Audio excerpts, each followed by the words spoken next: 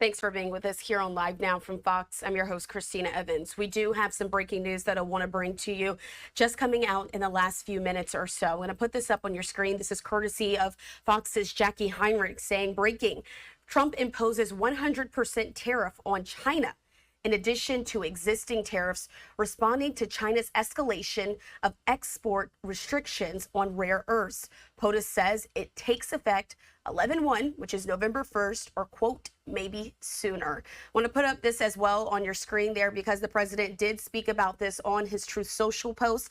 I have the post in full as well here, but the White House also put this up saying that a piece of that saying it is quote impossible to believe that China would have taken such an action, but they have, and the rest is history. Let's read out this full statement though so you're able to understand what the president has just released in the last few minutes.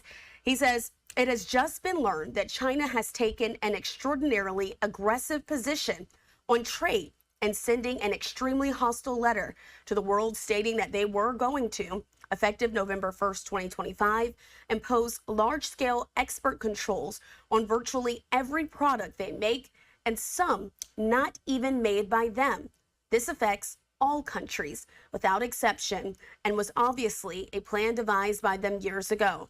It is an absolutely unheard of in international trade and a moral disgrace in dealing with other nations, based on the fact that China has taken this unprecedented position and speaking only for the USA and not other nations who were similarly threatened starting November 1st, 2025, or sooner, depending on any further actions or changes taken by China. The United States of America will impose a tariff of 100% on China over and above any tariff that they are currently paying.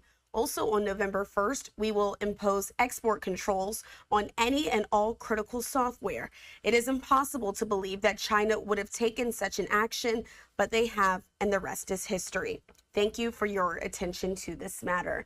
And so those are the words there from President Trump. Of course, we know that the president has met several times with China's President Xi Jinping, putting this up on your screen as well. And so the Associated Press has just put out this article as well, talking about these newly imposed tariffs, saying that the president said that he's placing an additional 100% tariff on Chinese imports starting November 1st or sooner.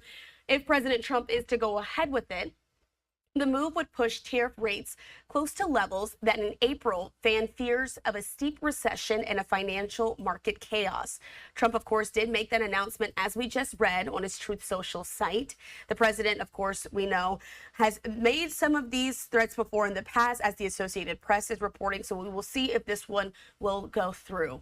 But ultimately, a little bit earlier today, we did hear that President Trump suggested calling off his upcoming meeting with the Chinese President Xi Jinping.